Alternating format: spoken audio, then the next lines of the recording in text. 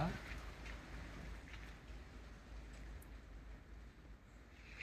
ताजा ठेवा ना गेली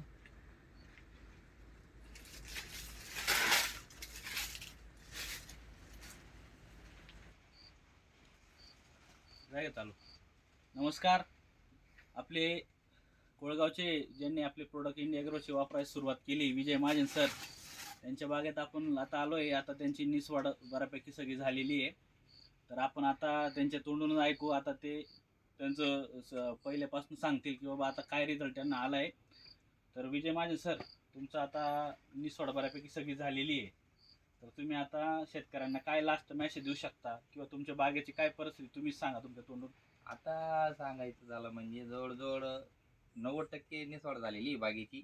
आणि अशा प्रकारचा घड आहे. अजून याची मोडायचं काम बाकी आहे. आणि डायरेक्ट एक्सपोर्ट क्वालिटीचा माल तयार झालेला आहे. वादा शाईन वगैरे एकदम बरोबर आहे. आता साधारणतः याला एक 8 महिने 10 दिवसाचा प्लॉट आहे. बस एवढं पूर्ण झालेलं आहे. म्हणजे अजून 9 महिने सुद्धा त्याची बाकी. आणि अजून जास्तीत जास्त 2 महिन्यामध्ये बाग हार्वेस्टिंगला येईल. आणि त्याच्यानंतर काही म्हणजे आतापर्यंत त्याला दुसरं कोणत्याही प्रकारचं फवारणी वगैरे काही घेतलेलं नाही. जी इंडिया ॲग्रोचे प्रोडक्ट आहेत आणि थोडासा एक दाणेदारचा 2-3 डोस दिलेले आहेत. त्याच्या वरती आपण कोणत्याही प्रकारचा रासायनिक खताचा किंवा बेसल डोस कोणत्याही प्रकारचा दिलेला नाहीये.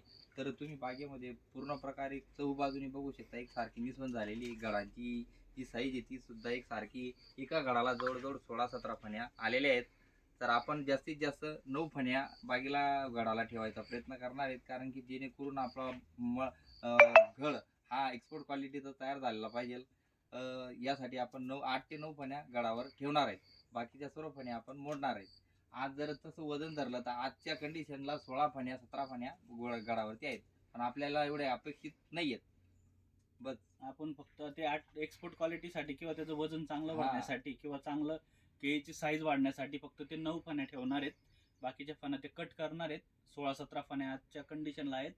आणि जर तुम्ही बाग पूर्ण फिरवला सर, एक पूर्ण असा गोल बाग फिरवा पूर्ण. म्हणजे असं त्यांचं मागच्या वर्षी त्यांचं म्हणणं आहे की बाबा कधी 20% 30% निसवड होत होती, पण ही पूर्ण 90 ते 95% निसवड आहे. म्हणजे एखादीच झाड असं असेल की ज्याला फणी दिसत नसेल.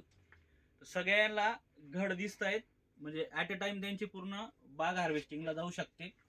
तर सगळ्या शेतकऱ्यांना एकच सांगायचं आहे की रासायनिक खताच्या मागं पळण्यापेक्षा तुम्ही एकदा जैविक शेती करून बघा.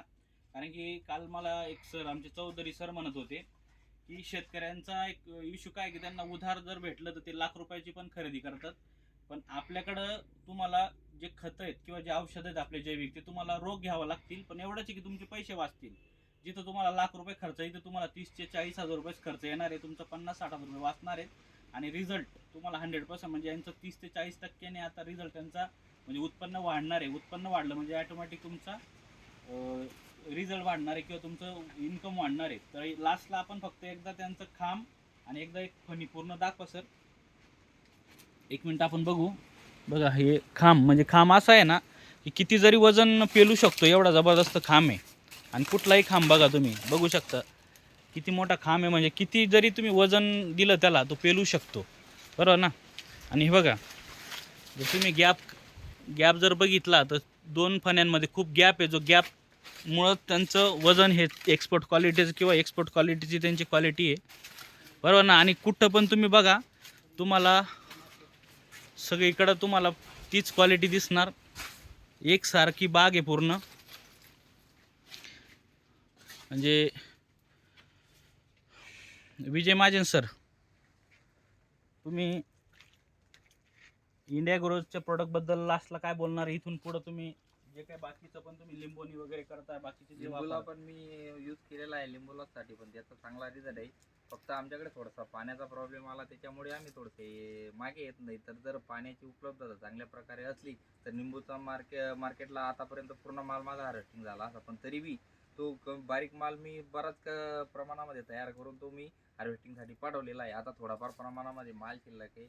आणि सर्व शेतकऱ्यांसाठी एकच मी सांगू इच्छितो की जेणेकरून सर्वांनी जर हे प्रोडक्ट वापरले तर सर्वांचा माझ्यासोबत माझा जो फायदा झालेला आहे तुम्हाला या व्हिडिओच्या माध्यमातून बघायला मिळेलच. पण तो सर्वांसाठी होईल. आणि हे काही फसवणुकीचं काम नाही किंवा दुसऱ्याच्या शेतात फोटो काढलेले नाहीत किंवा दुसऱ्याच्या घड काही नाही, आपल्याच शेतातले घड आहेत. त्याच्यामुळे सर्व ऑल द बेस्ट आहे. ओके. जय जवान जय जय किसान. किसान जय इंडिया ग्रुप.